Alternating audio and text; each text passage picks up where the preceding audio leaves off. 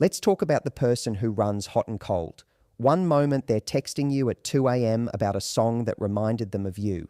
The next, they disappear for 3 days like they've been abducted by aliens. But here's what most people don't realize. Avoidants aren't indifferent. In fact, the ones who seem the most distant are often the ones thinking about you the most. Sign number one, they're keeping tabs on you. You post a story and they're the first to watch it. You mention a night out and suddenly they're asking who was there. They may not say it out loud, but they're watching closely. Obsession doesn't always look like flowers and daily texts. Sometimes it looks like silent surveillance. Number two, the moment you start to move on, they reach out, they feel your energy shift and boom, there's a "hey, been thinking about you" text. It's not a coincidence. Avoidants crave connection, but only on their terms. When you pull back, it threatens their control and their feelings rush to the surface. Third sign, they have these rare moments of vulnerability. Maybe they tell you something deep, something real. You see the wall come down, but just for a moment, then it's back up again. That wasn't an accident, that was a glimpse. And glimpses are powerful because they reveal more than consistency ever could. Number four, they get jealous. Not in an obvious way, but you'll feel it. A comment about someone you mentioned. A weird mood shift after you talk about your weekend. They're not claiming you, but they want to. Their actions scream mine, even when their words don't. And finally, number five, they talk about the future vaguely. One day we should go there. I could see us doing that. It's just enough to keep you hooked, but never enough to hold them accountable. That's not meaningless. That's their version of dreaming about you, safely from a distance. The truth is, being obsessed and being ready are two very different things. And when you know the signs, you can stop confusing emotional intensity with emotional availability. They're keeping tabs on you more than you'd ever expect. And here's the thing, most people assume that if someone isn't constantly texting, calling, or asking to see you, then they've moved on or they're not interested. But that's not how it works with someone who has an avoidant attachment style. Avoidants don't express interest in obvious, direct ways. In fact, their version of being close often happens from a distance. Their way of managing deep feelings, especially when they feel vulnerable, is to retreat, to pull back, to try and regain control of their emotions by shutting down their behavior. But shutting down behavior doesn't mean shutting off feelings. So instead of texting you to say, "I miss you," they'll watch your stories. Instead of calling you to ask how your day went, they'll scroll through your feed trying to piece together what you've been up to. They don't reach out, but they stay in orbit. They stay connected in ways that don't force them to confront their own fears about emotional intimacy. You might notice they always seem to pop up right after you post something fun. You've gone silent for a day or two, and suddenly they're liking your photo from 2 weeks ago. You check your story views, and there they are at the top. Maybe you bump into them somewhere, and they already know you've been out with friends. They're not stalking you, at least not in the traditional sense, but they are watching, carefully, quietly, consistently, because deep down, they care. Deep down, they're still invested. But the idea of being seen as needy or too into you feels too risky, too unsafe, too vulnerable. So instead of showing up directly, they monitor you from a safe emotional distance. This kind of monitoring is about control. Avoidants often grew up feeling that closeness was dangerous or came with a price. So now, as adults, they protect themselves by controlling how much they give and how much they reveal. Watching you from afar lets them feel close to you without actually having to engage. It's their way of staying emotionally attached without exposing themselves to the messiness of a real connection. They want to know what's going on in your world. Not because they want to hurt you or manipulate you, but because knowing helps soothe their anxiety. It keeps them tethered to something they care about without having to fully show up in it. And when they see you doing well, it triggers something deep inside them. If you're out there enjoying life, smiling, being with people, looking happy, they feel it. That image of you living your life without needing them, it shakes the foundation of their emotional control, It reminds them of what they could be losing, what they haven't been brave enough to claim.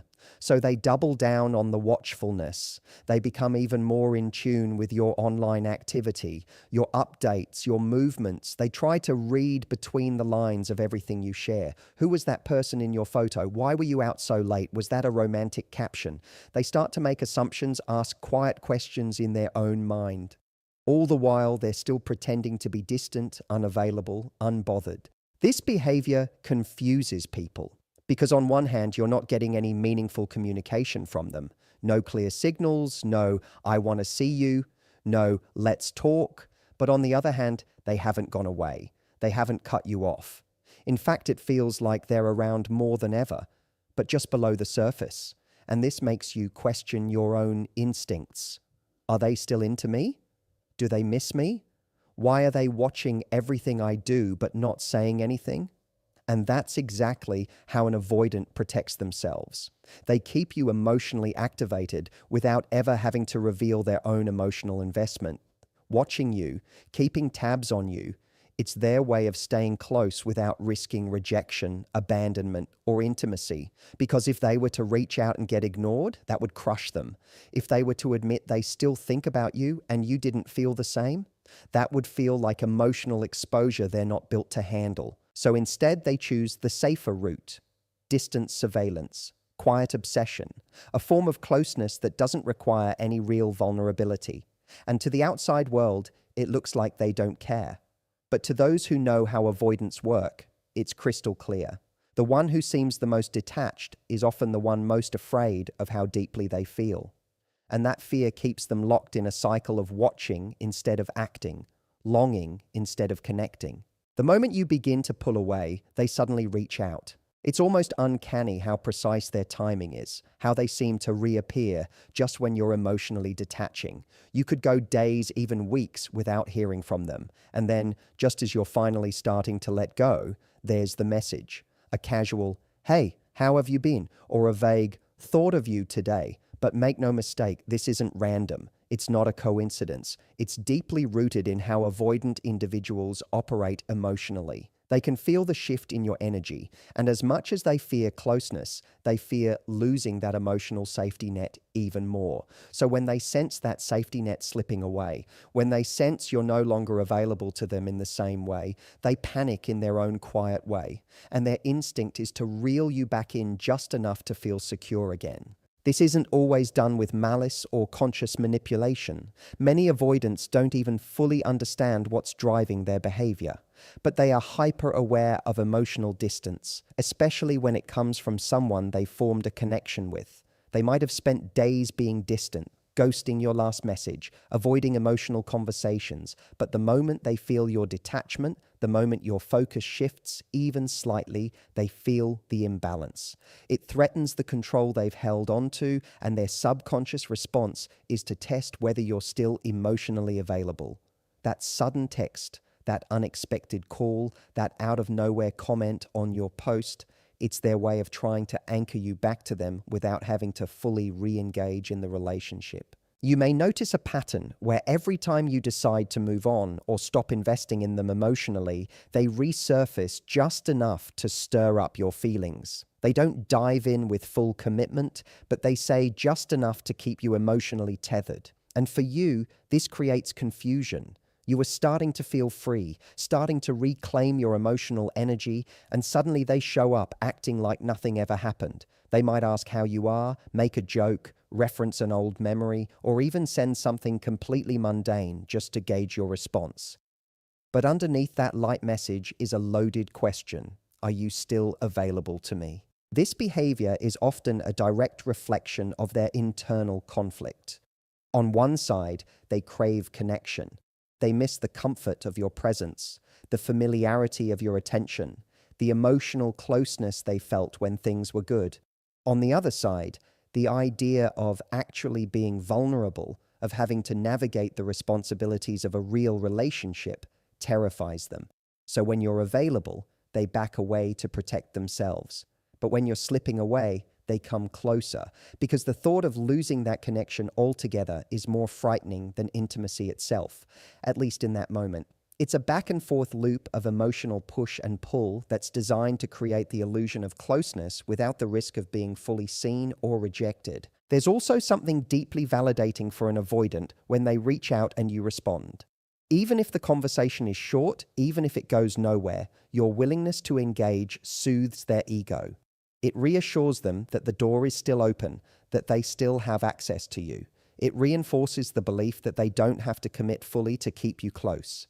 They learn that a small breadcrumb is enough to keep you emotionally connected, and once they feel that reassurance, they often disappear again, slipping back into their avoidant patterns until the next time they feel you drifting away. This dynamic can be emotionally exhausting for the person on the receiving end. It creates a cycle of hope followed by confusion. One moment you're convinced they care, the next you're left wondering why they vanished again. And the worst part is that their timing feels so perfect that it almost feels like fate. Just when you were about to let go, they gave you a reason to hold on a little longer. That feeling of being seen at exactly the moment you needed it, it feels meaningful. But for the avoidant, it's less about timing and more about fear management.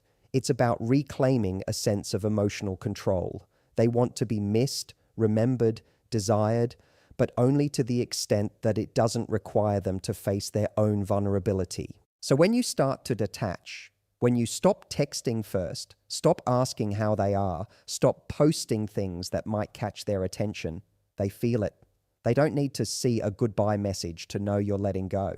They can sense the emotional temperature dropping, and it forces them into a reactive state. Their ego might feel bruised. Their security might feel threatened. They might even convince themselves they miss you, not realizing that what they're actually missing is the comfort of knowing you were always there, ready to catch them if they fell. They open up in rare, intense moments, then retreat. One of the most disorienting and emotionally gripping experiences when dealing with someone who has an avoidant attachment style is those fleeting, vulnerable moments where you feel like you finally reached them, like all the emotional distance, the cold responses, the disappearing acts, all of it suddenly melts away, and for a few minutes they let you in. They drop their guard. They share something meaningful. Maybe it's a story about their childhood, a painful experience they've never mentioned before, or a thought they've been carrying that gives you real insight into their heart. And in that moment, everything feels different. It feels raw, intimate, and incredibly real. It's the kind of moment that makes you think, this is the breakthrough. This is when everything changes. But just as quickly as the connection appears, it disappears. Almost like it never happened. They pull back. Their texts slow down. Their tone changes. They become unavailable again, emotionally distant, even cold. And you're left confused, replaying the moment over and over in your mind, trying to figure out what went wrong. You wonder if you did something to scare them off, or if you imagined the depth of what just happened. But this is a classic avoidant pattern. That vulnerability, it was real. It wasn't manipulation. It wasn't fake. But it was terrifying for them. Because for someone with an avoidant nature, emotional exposure feels unsafe. Even if they trust you, even if they care about you, even if they desperately want connection, the act of truly letting someone in can trigger a flood of internal alarms. Opening up for them isn't just about sharing a story. It's about confronting layers of suppressed emotion that they've worked hard to control. So when they do let their guard down, even briefly, it often creates a kind of emotional hangover. Afterward, they feel overexposed, out of control, and overwhelmed. Their instinct isn't to lean into the moment, to build on that intimacy. It's to pull away, to reestablish distance, and return to the emotional baseline where they feel safe. That sudden retreat isn't a reflection of how little the moment meant. It's a reflection of how much it meant, and how unprepared they are to deal with the consequences of true emotional openness. This is why dealing with an avoidant can feel like an emotional roller coaster, because just when you think they're completely shut down and unreachable, they show you this sliver of who they really are. It makes you hopeful. It makes you believe in what could be, and not just because of what they said, but because of how different it felt. There's an unmistakable shift in their energy during those moments. Their voice softens, their eyes hold yours longer, their words carry weight, and you feel it in your gut. This is shows who they are beneath all the armor. It's intoxicating. But that same intensity is what causes them to pull back, because for them, connection is complicated. It's not just about love or attraction. It's about confronting wounds they haven't healed, stories they haven't told, and emotions they've spent a lifetime trying to suppress or manage alone. So when you see them retreat after one of these moments, don't mistake it for disinterest. It's not that they didn't feel something, it's that they felt too much. Their inner wiring tells them to disconnect to protect themselves, even if it means pushing away the very person who made them feel seen. They don't always know how to sit with vulnerability. They don't know how to build on it or communicate through it. Instead, they retreat into familiar patterns: silence, avoidance, distraction, or even self-sabotage, because those things feel safer than the unknown territory of real emotional intimacy. And yet those brief openings are revealing. They show that behind the detachment is someone who does want to be understood, who does crave emotional closeness, even if they don't know how to sustain it. Those moments of honesty, however rare, are glimpses of their inner world, a world they rarely let anyone see. And while they may retreat afterwards, it doesn't erase what was shared. It doesn't undo the fact that for a moment you touched something real, something they usually hide, even from themselves. They show jealousy without claiming you. This is one of the clearest signs that an avoidant is emotionally invested, even if they'd never admit it. They might never label the relationship, never define what you are to each other, and never initiate the kind of conversations that would bring clarity or commitment. But the moment they perceive that someone else has your attention, something in them shifts. It's not always dramatic. In fact, with avoidance, it's rarely overt. They won't tell you directly that they're jealous, and they probably won't confront you about another person. But the signs are there if you know where to look.